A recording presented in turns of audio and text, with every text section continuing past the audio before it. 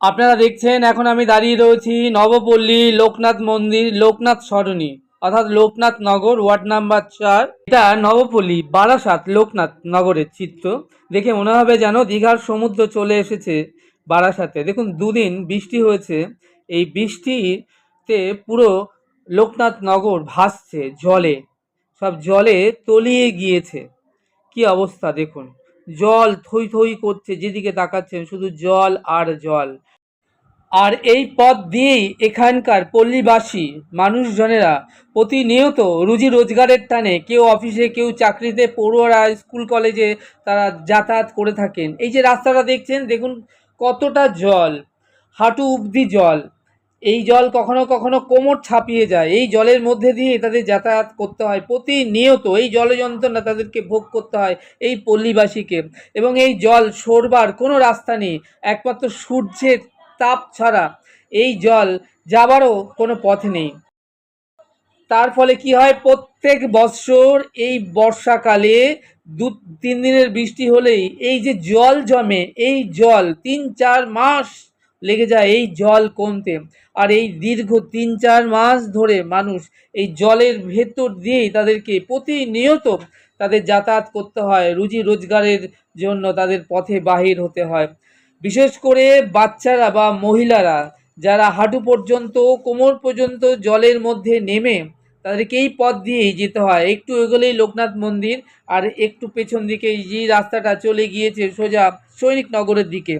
আপনি দেখুন, আমি দরজাটা খুলছি এবং ঘরের মধ্যে দেখুন আমার হাঁটু পর্যন্ত প্রায় জল। এর মধ্যে বসবাস করা প্রায় অসম্ভব, ঘরের জিনিসপত্র সব জলের মধ্যে ভাসছে। এইভাবে এখানে থাকা প্রায় অসম্ভব। দেখুন ওই যে পাশের বাড়িটা দেখছেন, যে নিচের একতলাটা দেখুন, ঘরের মধ্যে কোমর পর্যন্ত জল, ঘরে তালা লাগিয়ে উনি চলে গিয়েছেন। আশেপাশের আমি পুরো চিত্রটা ছাদ থেকে আপনাদেরকে ঘুরিয়ে দেখাচ্ছি। ওই দূরে দেখছেন নিমাস কলেজ এবং তার পাশের বাড়িগুলো সব একতলা জলে থই থই করছে। এবং আমার পাশের যে রেড রঙের বাড়িগুলো দেখছেন, এই বাড়িগুলো ঘরগুলো সব একতলা, হাঁটু, কোথাও কোমর পর্যন্ত জল। এরা সব ঘরে তালা লাগিয়ে চলে গিয়েছেন আত্মীয় স্বজনের বাড়ি বা অন্য কোথাও।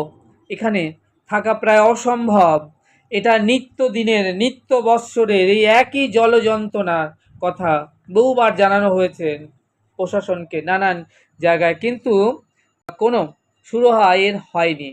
তাই আমি আপনাদেরকে আরও একবার এই জল যন্ত্রণার ছবিটা এই লোকনাথ মন্দিরের আপনাদের সামনে তুলে ধরছি। দেখুন এখানকার মানুষেরা কি নিদারুণ জল যন্ত্রণা ভোগ করে, জল কষ্টের মধ্যে তারা এখানে কাটাচ্ছেন। আপনারা যারা এই ছোট্ট ভিডিওটা ঘরে বসে দেখছেন, তারা নিশ্চয়ই অনুভব করতে পারছেন যে এই লোকনাথ সরণির পল্লীবাসী কি নিদারুণ জল যন্ত্রণা তারা ভোগ করছেন এবং এর মধ্যে তারা জীবনযাপন করতে বাধ্য হচ্ছেন। এটা হচ্ছে বারাসাত নবপল্লী লোকনাথ নগরের চিত্র। যারা বলে না যে হ্যাঁ বারাসাত অনেক ডেভেলপ করেছে, অনেক উন্নত হয়েছে, কিন্তু বাস্তব চিত্রটা আমি আপনাদের সামনে তুলে ধরছি। এই হচ্ছে সারা বছরের চিত্র। এই যে রাস্তাটা দেখছেন, পাশে বিরাট গভীর খাদ এবং বিরাট বড় পুকুর। যদি কেউ এই রাস্তা দিয়ে যেতে গিয়ে একটু অসতর্ক হয়ে জলে পড়ে যায়, তার মৃত্যু পর্যন্ত ঘটতে পারে। কে বলবেন এটাকে রাস্তা? এটা রাস্তা না এটা সমুদ্র? দেখুন তো ভালো করে, এটা কি রাস্তা বলে মনে হচ্ছে?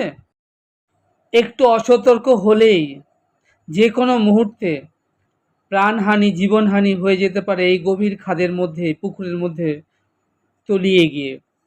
এর মধ্য দিয়েই নিত্যদিনের মানুষের যাতায়াত করতে হয়। এখনও 3-4 মাস এই জলের মধ্যে দিয়েই মানুষকে যাতায়াত করতে হবে, নিদারুণ জলকষ্ট সহ্য করে। দেখুন এইভাবেই মানুষজন প্রতিনিয়ত রুজি রোজগারের টানে বা যার নিত্য দিনের কাজে তাদেরকে পথে বাহির হতে হয়। তাই আমি আজ আপনাদেরকে এই নবপল্লী লোকনাথ নগরের চিত্রটা আপনাদের সামনে তুলে ধরলাম। আপনারা দেখে নিশ্চয়ই বুঝতে পারছেন এখানকার মানুষেরা যারা বাস করেন, পল্লীবাসী, তারা নিদারুণ কত কষ্টে এই জল যন্ত্রণার মধ্যে তারা এখানে রয়েছেন। আপনারা দেখুন, যেদিকে তাকাবেন শুধু জল আর জল, যেদিকে তাকাবেন শুধু জল আর জলই দেখতে পাবেন। মনে হবে যে দীঘা চলে এসেছে বারাসাতে। নৌকা ছাড়া এই পথে চলাচল প্রায় অসম্ভব, এরকম একটা অবস্থা। ছোট্ট বাচ্চারা বা মহিলারা কেমন করে এই পথ দিয়ে তারা যে প্রতিনিয়ত যে যাতায়াত করেন জীবনের ঝুঁকি নিয়ে, এটা খুবই একটা কষ্টকর নিদারুণ জলযন্ত্রণার ছবি আমি আপনাদের সামনে আজ তুলে ধরলাম।